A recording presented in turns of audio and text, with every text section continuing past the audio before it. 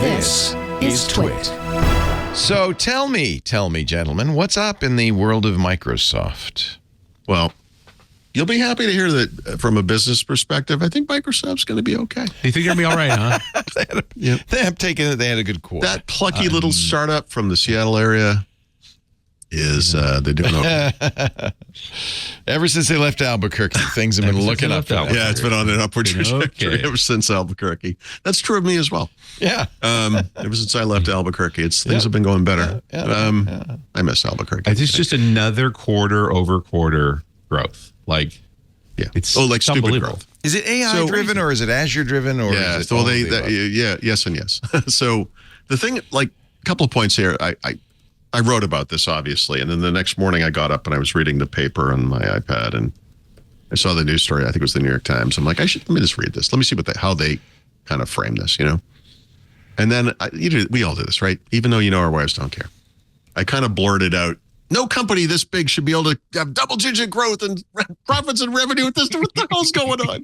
They're almost 50 years old. Like, what? How? But this is, it's crazy, how successful they are at this. Net income was up 20% year over year. Revenues are up 17% year over year. Wow. This should not be possible. Yeah. Yeah, that's amazing. But I think really something. So. Yeah, and AI and Azure are kind of hand in hand because the one takes the other. So. But here's the I should have found the exact quote. But Amy Hood, the CFO, right during her talk at the post earnings conference call, commented on. I don't know if it was in response to a question or she just kind of said this, but she said, we're living in a year in which the figure is variable. I think this particular quarter was $12 billion, but they're investing between $10 and $15 per quarter. $10 and $15 billion per quarter on AI infrastructure. They purchased Activision Blizzard for cash, like I would go buy a Twinkie, and their margins are up. This is a company that is just like. Wait, there's a corollary to this is the alternative is more share buyback, right? You have to put this money to work, and I'd much rather you did this than just bought back shares. Yeah, and this is what a public company is supposed to do: is put their money to work. So the striking difference between Microsoft and say Google, who also had a very similarly awesome quarter, is that Microsoft can attribute a lot of their earnings to AI, a lot of it through Azure, of course, and Google cannot. Google is all ads, So Google is also building out AI infrastructure, and it's weird because we'll talk about this later too. But they really were in the lead until Microsoft decided to do the OpenAI thing and jumpstart it all. And now they're very much perceived as being behind. And it still seems it's kind of weird to me, but a year later, it still seems like they're tripping on their own feet and hitting the rake in the face and all that stuff. So it's kind of an interesting comparison, but these are two companies that are just, going gangbusters either way. Their core businesses are doing great. Yeah. It's not like Google's going out of business. No. They're not innovating at the same rate. It's reflected in the share price. The investment community knows the difference. Well, I think that the AI behavior is rational in any way. Rational. It's rational. I guess from a financial perspective, in the sense that Microsoft now has a decade of experience knowing what drives a stock price, and they're pretty good at gaming that, I guess. Of course, they have to deliver, and that's the whole thing. Richard was the one who said this first last year, that this year is about the year actually implementing it. They're doing it, right? And I'm building an interesting story arc on GitHub Copilot now, going back to folks that are 2 years in and how they're changing their behavior with it. We're getting over the rush. I think I feel the same, starting to feel the same way now as I did about the iPad 2 years in, where the iPad was going to be everything the first year. And then it was just a thing. And then it was, when do I ever need to replace this? There's that sort of evolution, and I'm already seeing bits and pieces of it now, which is good. It speaks to maturity. Okay. You could look back in the history of the computing industry, of personal computing, and you see these moments where people are just denying things like mouses and GUIs or internet access and pervasive connectivity. No one's going to ever have fast enough connections for this to make any sense. mobile devices as the primary PC. Mobile, yeah, exactly. Never going to happen. And it's like, really? I mean, you won't find a bigger supporter of the PC than I am, but I'm glued to my phone like a teenage idiot. Your relationship with the phone is completely different. Yeah. Well, and I'm still, sitting here staring at all of this AI stuff going, terrible name, and literally an impediment to success, I argue. And B, is this a product or this is a feature of product? Yeah, that's a very good point. And I think that's ties into the commentary we had earlier, months ago about there is no such thing as an AI killer app. It's a bunch of little things, right? Yeah. And that is just another way of saying a feature, of other things, right? So AI as a feature for the app you use, it may be Microsoft Word, or AI as a feature for, your web browsing and you want to summarize a document, or AI as a feature for whatever, right? So, yeah. And again, every time it becomes a useful product, you drop the AI, a summarizer or an image recognizer or data analytics, right? As long as you call it AI, it's because it doesn't work. Well, yes, that's right.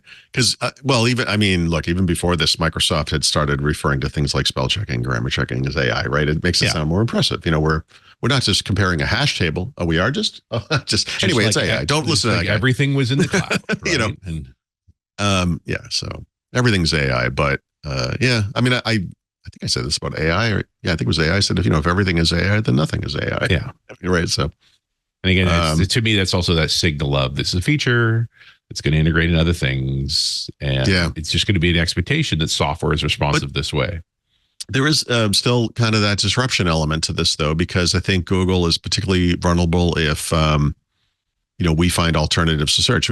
Rather than building the next search engine, it's like, well, what if it just wasn't search? What if it was something else? The same way that, for a long time, what Microsoft was worried about with Windows is what if the Mac, or what if Linux, what if net PCs or netbooks and whatever it was, what if these things replace Windows? And it's like, what if it's something that's not a PC, right. Which I don't think a lot of people were ready for, but that's kind of what happened with the phone, right? So, sometimes, this is what has to happen. I mean, it's not, the innovation here is not going to come from, or not the innovation, the disruption is not going to come from Google and search. It's not going to come from Microsoft on the desktop. No, the disruption did come from Google and search 20 years ago, right? Like, that's what I mean. I mean, now that they're established, like the forces that led them to where they are what what you're really describing here is Microsoft pivots again. Yeah, and here's double-digit growth.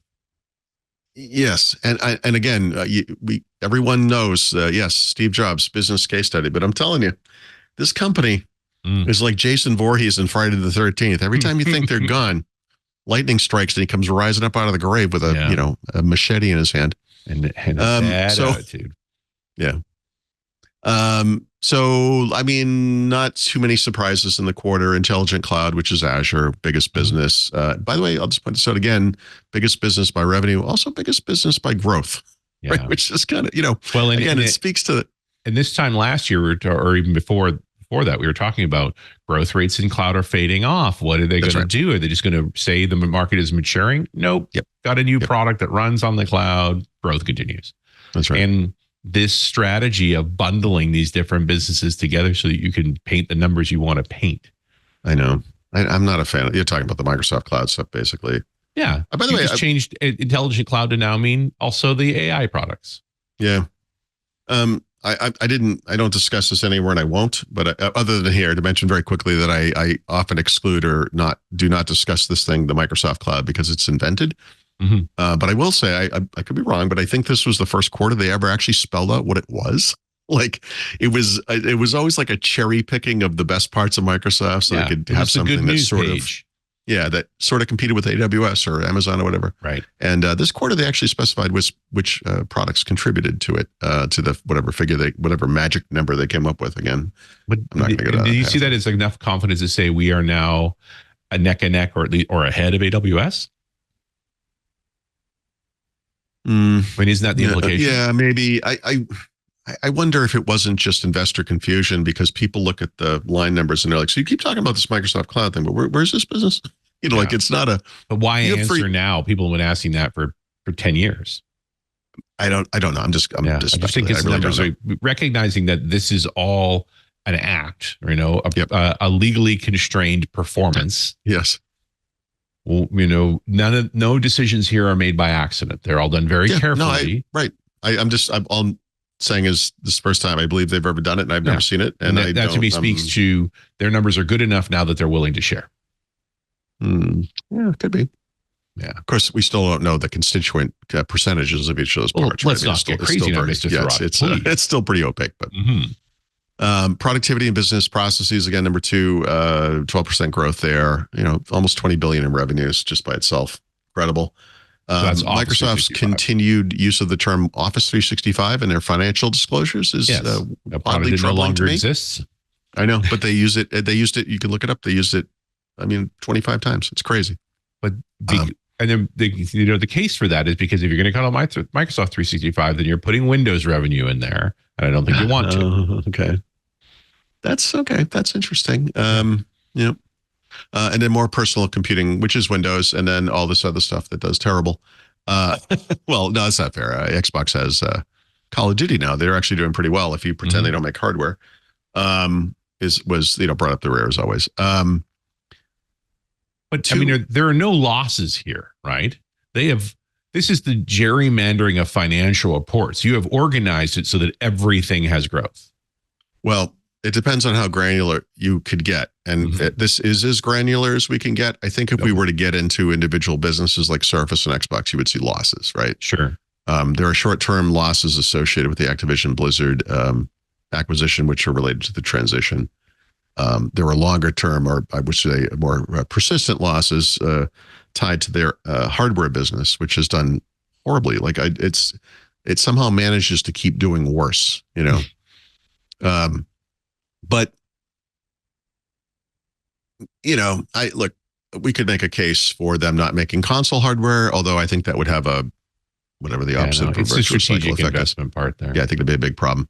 And then also for Surface, right? And I do sort of wonder if this isn't going to be a make or break year for Surface. They've kind of chipped away at that product. New line. leadership, right? Yep. But it was a year ago that we saw the crazy. Yeah, and the year ago was them finally having that moment where they said we can't keep doing this, And I don't know this, but I suspect that Panos Panay leaving was some combination of him not being okay with these changes here and in Windows, right? Yep. And them just not being okay with his continued inability to deliver. So I think I don't know. I actually don't know, so I shouldn't speculate. But I think it was some combination of those things. So now it's a smaller. The man did deliver a bunch of great hardware over the years, but that never sold well. That's the problem. They weren't meant to. Right, they were supposed to be flagship. Okay, well then I guess it was successful. Yeah, they were expensive for what they were, right? But they certainly set the high water mark to give a room for the Dells and others to make products that fit underneath there. Yeah, that was the kindest interpretation I have of the whole thing, Paul. Yeah, okay. I don't know. Because I like Server. The you don't want Surface. Microsoft to make the best laptop in the space from a price performance perspective, because then they're competing in their own ecosystem, right? Like this is the business that Bill always made. We make the software that runs on all the machines. Yeah, but this is this is going to be an age old. There's no solution to this debate, right? There's no side. Like it's just. Microsoft's making so much money on cloud, they could lose $1,000 on every Surface device, and they're not going to go broke. But they could totally sabotage the PC ecosystem in the process. Yes. Right. Okay. And probably run afoul of the DOJ as the Dells and Lenovos of the world start screaming bloody murder. So they're not. Like I said, we're going to constrain the in-house PC company because we don't want to compete with PC makers. Like, what are you doing? Then why do you do this? It's kind of set a high water mark to make sure the PC makers are making good PCs. Yeah, I'm not sure if they are setting a high water mark. I think that might be that is a way more interesting question. Like, are you really building a genuinely superior device at a premium price? It is weird to me that a type of device that Apple makes is hugely successful on that side of the fence. And you bring it over the PC side, and no one seems particularly interested in it. And I do But think if you that want a Copilot button on a keyboard, rather than negotiate with a Dell, you just make one. putting a logo on a small piece of plastic, I think, is in Microsoft's wheelhouse. Building high quality, premium PCs, maybe not. I don't know. Hey, it's me, Leo Laporte. I hope you've enjoyed this little snippet from Windows Weekly. If you want to see more and want to catch the whole show, you can subscribe in your favorite podcast client or visit our website, twit.tv/WW. And of course, there's links right below me.